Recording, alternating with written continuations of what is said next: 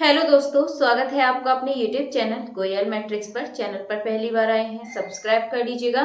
साथ ही bell icon को press जरूर करिएगा, जिससे नोटिफिकेशन आपके पास समय से पहुंच जाए।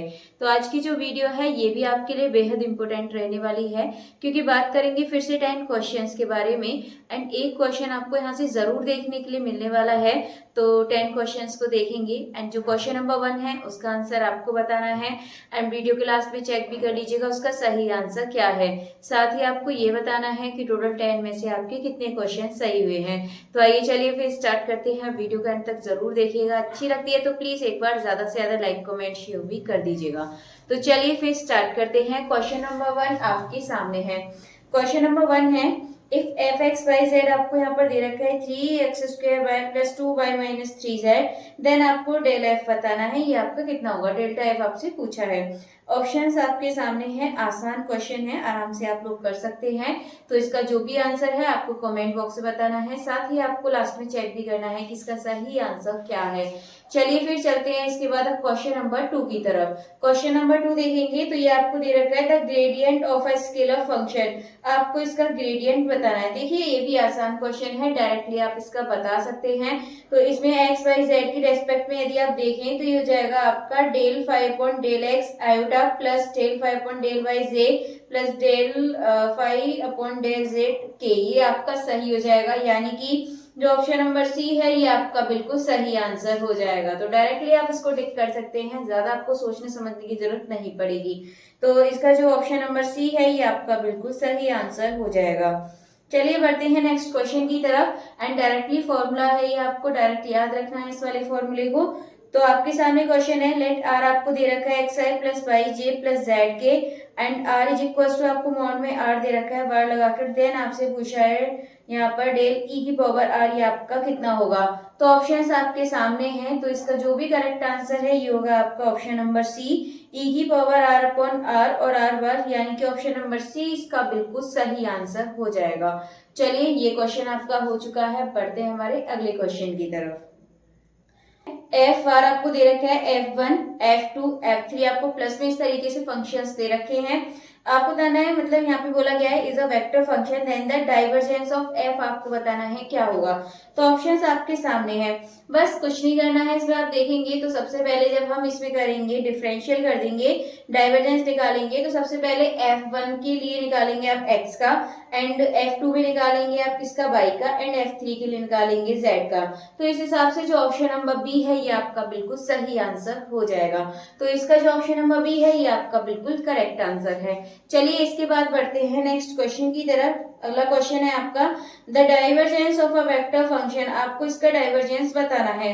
आसान क्वेश्चन है, ये भी आप आसानी से कर सकते हैं। और एक क्वेश्चन आपको यहाँ से जरूर देखने के लिए मिलने वाला है। क्वेश्चन आपको दे रखा है इधर 3x² प्लस आपको दे रखा है 5xy² जे एंड नेक्स्ट आपको दे रखा है xyz3k। ठीक है, ये आपको यहाँ पर दे रखा है। इसके बाद आपको क्या करना है, यहाँ पर divergence of a vector function आपको यहाँ पर फाइंड करना है। सबसे पहले जो i है जिसके साथ, उसका हम x की रेस्पेक्ट में करते हैं, तो हो जाएगा 2 3 जा 6x। एंड इसके बाद आपको क्या करना है, जे की रेस्पेक्ट में करेंगे, मतलब जे के साथ जो y की रेस्पेक्ट में करते हैं जो जे के साथ होता है, तो हो जाएगा 2 5 जा 10 xy। एंड इसके बाद इसमें करेंगे z के लिए, क्योंकि इसमें k दे रखा है, तो हो जाएगा आपका 3xyz²। तो इस हिसाब से जो भी सही आंसर है आप देखेंगे तो जो ऑप्शन नंबर सी है ये आपका बिल्कुल करेक्ट आंसर हो जाएगा। आई होप आपको समझ आ चुका होगा।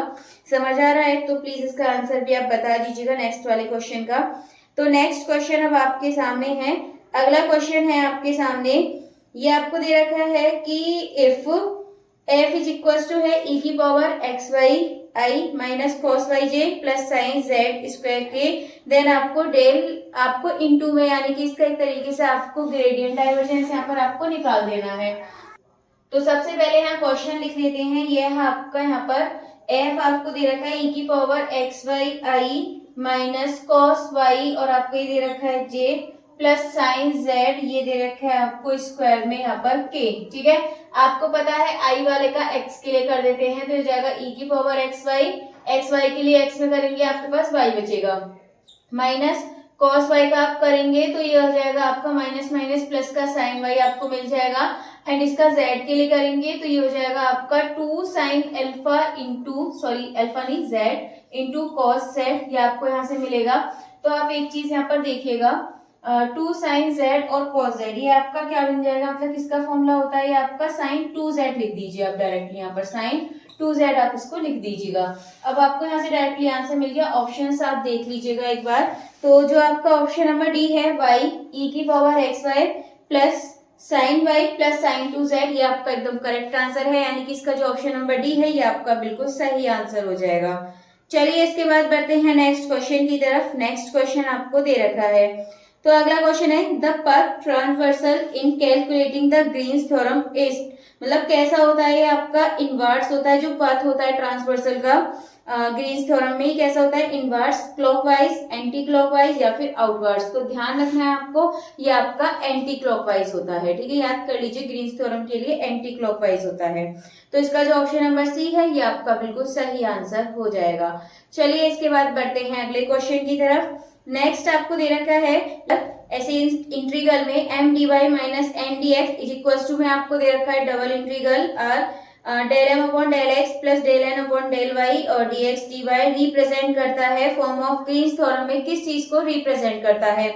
ऑप्शन है फ्लक्स कर्व या फिर टेंजेंशियल या फिर फ्लक्स सर्कुलेशन या फिर फ्लक्स डाइवर्जेंस। तो इसका जो सही आंसर है ये हो जाएगा आपका option number D, flux divergence एकदम करेक्ट आंसर हो जाएगा। तो ये आपको याद रखना है, ऑप्शन नंबर डी बिल्कुल सही आंसर है।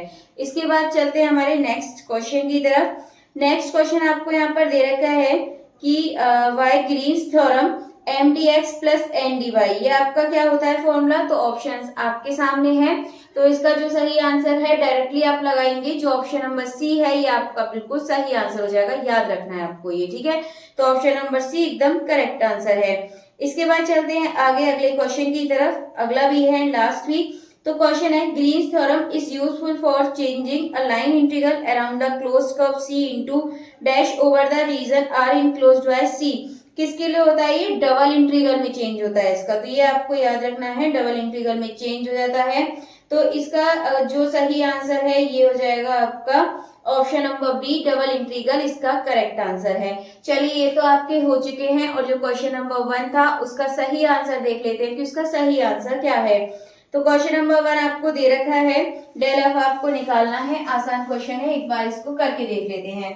तो ये है आपके सामने दे रखा है आपको एफ एक्स वाई जेड और इज इक्वल टू आपको दे रखा है 3x² y plus 2y minus 3z, और आपको यहाँ पर निकालना है। तो सबसे पहले हम क्या करेंगे, इसका x की रेस्पेक्ट में कर देते हैं, इस पूरे का x की रेस्पेक्ट में करेंगे तो ये आपको क्या मिलेगा, 2 3 जा 6xy, और x तो इसमें और कहीं नहीं है तो ये आपको मिल जाएगा। इसके बाद एक काम कीजिए, कोमा लगाइए, अब इस पूरे का y की रेस्पेक्ट में कीजिए, तो y आपका इसमें भी है, तो 3x² प्लस ये मिलेगा आपको 2। इसके बाद अब हम करेंगे किसकी रेस्पेक्ट में, z की रेस्पेक्ट में, तो z आपको सिर्फ इसमें देखने के लिए मिल रहा है, तो -3 आपको यहाँ से मिल जाएगा। अगर आप यहाँ से ऑप्शंस देखें तो जो ऑप्शन नंबर डी है 6xy 3x² प्लस 2 -3, ये आपका सही हो जाएगा, आपका ऑप्शन नंबर डी। तो ऑप्शन नंबर डी आपका एकदम करेक्ट आंसर है। तो चलिए आज के जो टोटल 10 क्वेश्चन है ये आपके कंप्लीट हो चुके हैं, एंड 1 से 10 तक की जितने भी क्वेश्चन थे आप बताइएगा जरूर कि टोटल आपके कितने क्वेश्चन सही हुए हैं।